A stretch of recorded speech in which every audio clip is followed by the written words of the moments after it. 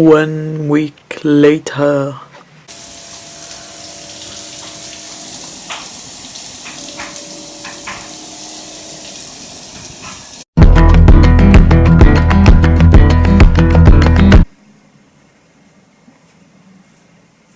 Hello guys, and welcome to my YouTube channel. This is BootGirl, which means the girl that comes from the boot, which means the girl that comes from Italy. So welcome. So let's start from the beginning. I was supposed to move in the new house on the 12th, not on the 15th of September. On the 15th of September, my agent called me and asked me to move on the 20th instead. And I said okay, because on the 20th of September it was my last day where I stayed in the Airbnb. On the 20th I was so happy to move out, to move in a new house, in a house that probably would be my final one. So I called my agent to ask for the address of the new house because he didn't give it to me yet, and so I could go there with the Uber and all my stuff. My agent asked me instead to go to the office in my land, which is a place I don't really like, because he needed to tell me something like is a red flag. Obviously didn't see that. So I arrived to the office, brought my stuff, and the agent wasn't there. Who was there was the boss of the agency. With his selfishness, he opened me the door, and I carried a lot of bags and a lot of luggages with me, and he didn't help me at all. He just stand there and said, opened me the door, and then kept chatting on WhatsApp or whatever, and kept listening to the reggaeton music he had on the computer. Once I was there, I waited for my agent for like half an hour or so. I needed to stay in the office until I paid the rest of the amount I was supposed to. So I needed to pay two weeks deposit, 1 week of service, like 1 week of rent that the agency took as service, like what the heck, and 1 week of rent. I paid that, and then I met my new flatmates. So I left my things at the office, and he told all of us that we needed to go in a temporary house. Yay! Once at that, he showed us how the house was at that point, the house where we were supposed to move in. And it was in the same identical condition which was when I visited 3 weeks before. It was completely a mess. Dusty, work in progress still. The only thing that changed was the floor in the kitchen, and I think that's it. I spent 2 days in my land in the temporary house, and it wasn't nice at all. I was living with 2 people from Naples. I had nothing wrong with Neapolitans, I just didn't like those 2, because those 2 kept shouting and arguing all the time, even naked, because once I needed to ask that couple one thing, she answered me from a closed door in the room saying, "Hey honey, yes, tell me. We're a bit arguing, but we're naked, so tell me." I was like, what? Plus they wasted so much water because they wanted hot water, but because they were always arguing, they forgot to have left the water going. So I told them that they were wasting water, and she was like, "Why? Did they ask you to pay more for the water?" "No, it's just an environmental thing. Duh." There was also an English guy, and he wasn't that nice. He left the bathroom in horrible conditions after using it, so every time I needed to use it, I needed to do squats every time I needed to do my things. The kitchen was old and messy and so dirty that my flip-flops stuck on the floor. So I rushed in moving out from there and went to the new house. They finished some things, I don't know which ones either, for like 2 days, and then they left. Okay guys, so this is my room. This is the wardrobes. This is a storage This is a storage unit. I'm gonna put some lights in it so I can see it. This is my bed. It was turned and pushed towards the wall before. Hey guys, I'm gonna let you see the view from my window.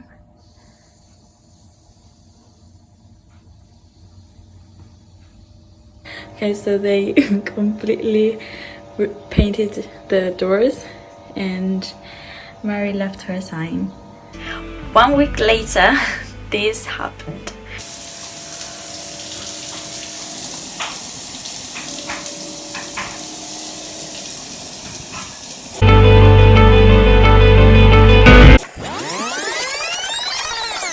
I think it was a Saturday or a Sunday. I was alone at home.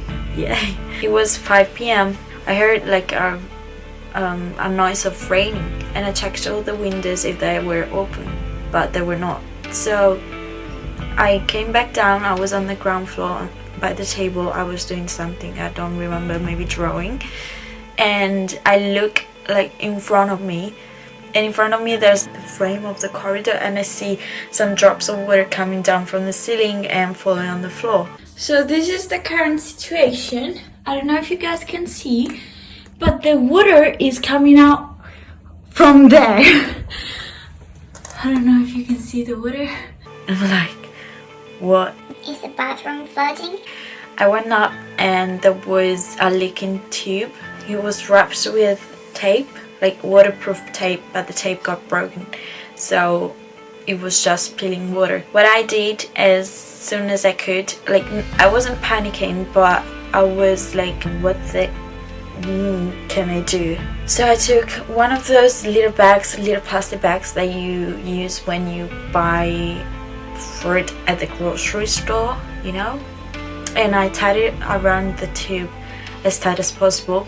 So then I had the time to go to the nearest convenience store and buy a waterproof tape. There are drops coming down, and that is because, let me take the tape that I just bought because there wasn't one, because a tube on which there was tape just broke all over. The bathroom is all wet, and that is what I tried to do to block the water from coming out, but apparently it doesn't work. So wish me luck. They obviously didn't have that, so I took a normal tape and tied it around the tube as tight as possible, and I left the rest of the tape hanging on that, so hypothetically the gravity of the tape would have tightened and stopped the leaking of the water. I don't know what I was thinking. I needed to go out, so I left the house and came back at 10. Had a chat with my flatmates and then went into my room.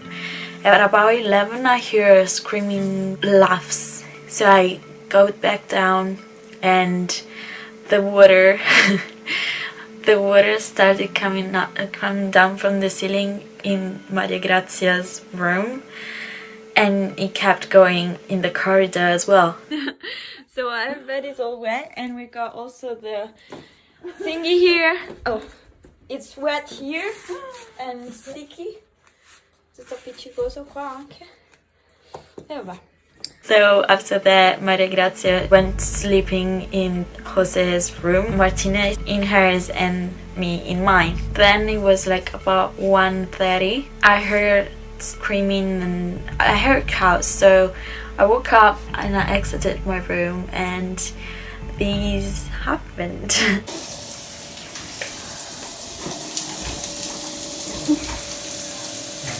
Stiamo scherzando, spero.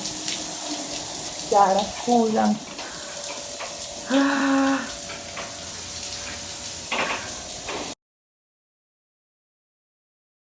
Era comodo, perché è tragica, raga. No, ti giuro che mi stavo in un attacco. Piove, piove. È tragica. Oddio. Non pensavo. Ma porca puttana!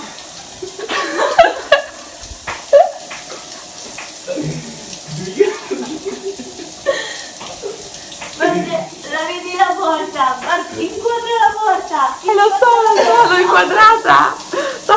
dentro la casa. Porca puttana. E come vai? Scusami. Si sta lagando nella stanza.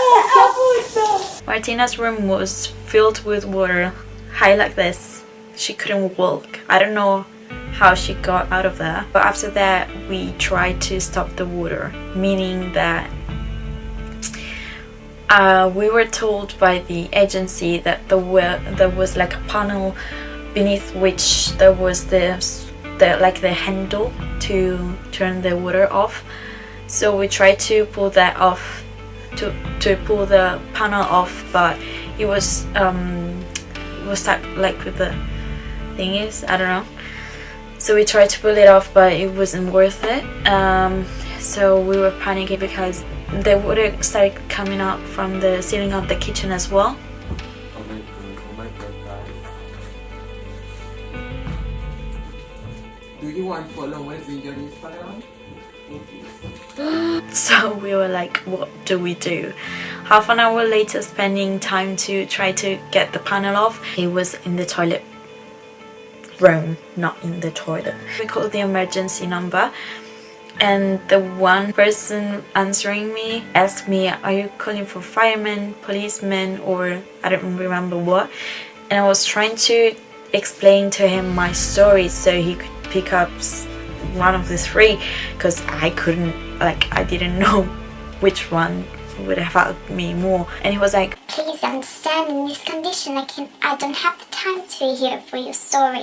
I was like, thanks. I'd say fireman because water, fire, I don't know. Please understand, ma please understand, ma vaffanculo, scusami. Firemen came at about 2 or 2 something. One of them was so rude. I mean, he understood that none of us was English, so he treated us as we were stupid. Like, if I'm not English doesn't mean that I'm stupid. I understand completely the situation. I understand when you speak. So I was like, is there something that you can do? Is there something that we can do to like report this situation to the police? Is there something that we can do to get our money back? And he was like, No, we cannot do anything. We cannot do anything. so I spoke to the other firemen, because there were 3, so I spoke to 2 of them.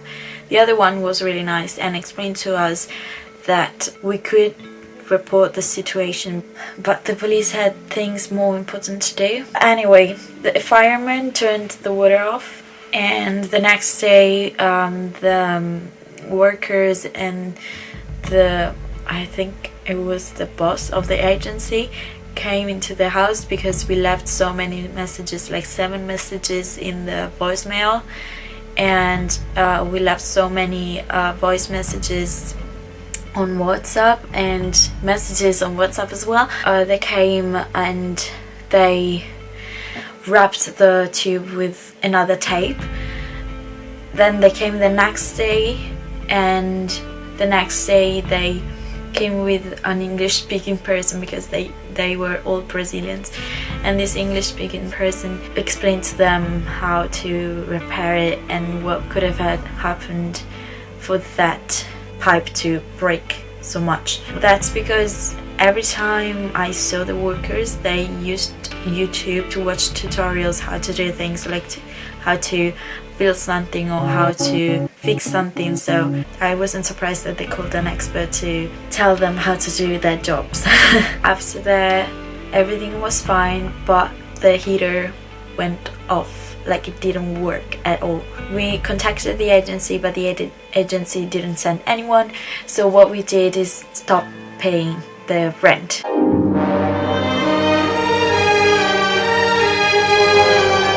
Once we stopped paying the rent, the agent came, the workers came, so we all understood that if we didn't pay, we got something, like finally. Like 1 week later or 2 weeks later, the fountain thing happened. The bathtub was stuck. Every time I had a shower, I left so much water. Same did the person after me, same did the person after that person. So at the end of the day, the bathtub had a high level of water in it and it didn't go away. And this was for about 3 weeks until we stopped paying the rent. After that, the agency called, like, they didn't call us. We spoke to each other via WhatsApp, but through the messages, the agency told us that we could consider ourselves in notice and that we couldn't do like that, and that we're trying to help us, and I don't know, many things that didn't have sense. After we paid, finally someone came, but by the time that everything was fixed, I was already gone.